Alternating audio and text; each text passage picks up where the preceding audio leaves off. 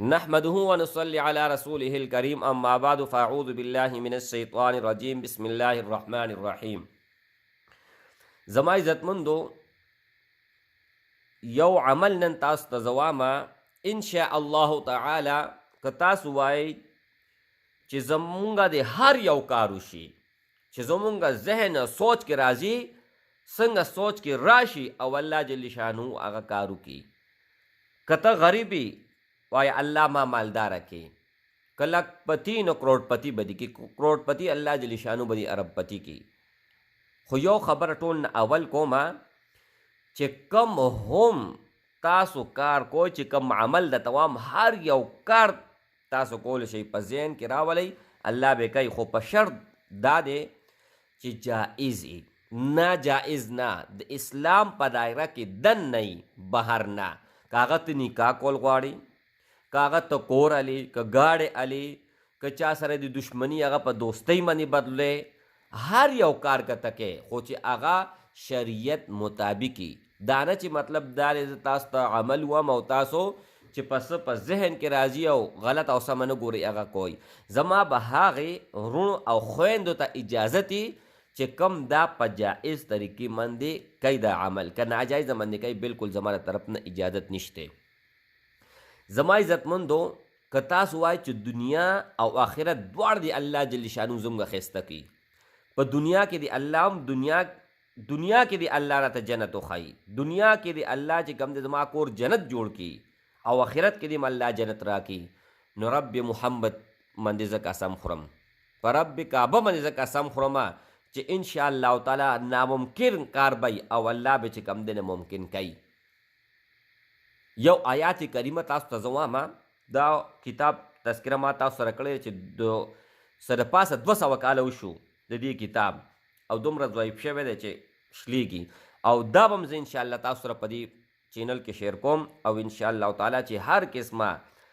وظیفه وي هغه به تاسو سره زه انشاءالله شیر کوم. خو قرآن مجید آیات درته ښیم، یو کم دېرشمه سپاره تبارک الذی سورة النوح ته،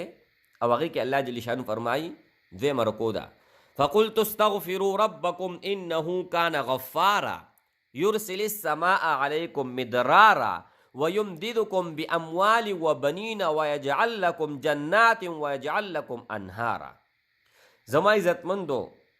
الله جل شانو په خپله چې ووایي نو هغه څنګه ده. قرآن مجید کې الله فرمایي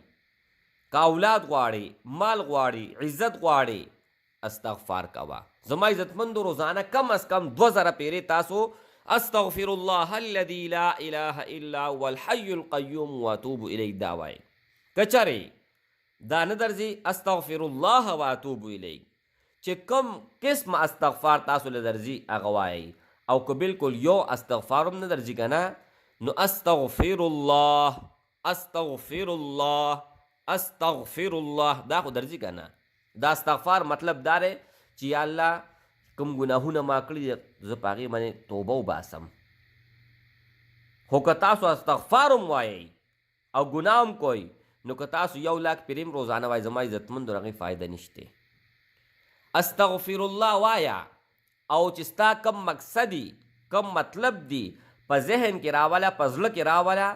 انشاءالله تعالی یو څو ورځې به تا دا وظیفه نی کړې، او قسم د خورم الله جل شانو به د دنیا هغه نعمت درکړی چې تا به په خوب کې هم نه لیدلی. چې کم نعمت د الله نه غواړې د غوښتو نه مخکې الله حاضر و ناظر دی، انه علیم بذات الصدور دی، د غوښتو نه مخکې به الله تعالی درکړی، په زړه کې به تیر شوی او الله به درکړی. روزانه کودې ډډه دې لګولي، ناستې ګرځې، تسبیح رواله، په ګوتو باندې وایه، 2000 پیرې استغفار کو، بیا خپلې زندګۍ تماشه کو چې الله جل شانو ستا دا زندګي څنګه بدلی، ستا زندګۍ کې څنګه انقلاب راځي، او یو به الله ته متوجه شي، آخرت فکر به سره پیدا شي، یو به دنیا تا سره دومره وي که نه چې دومره به تا سوچ هم نی کړی. که ته د نکاح دپاره کې، دولت دپاره کې، کور دپاره کې، ګاډي دپاره کې، چې کوم څیز دپاره دا وظیفه کې زما له طرف نه تاسو ته اجازت دی د جایز مقصد دپاره کوئ، بیا تاسو ګورئ چې الله جل شانو ستاسو زندګۍ کې څنګه انقلاب راولي. د لوی الله په نوم سپارم، د الله په امان.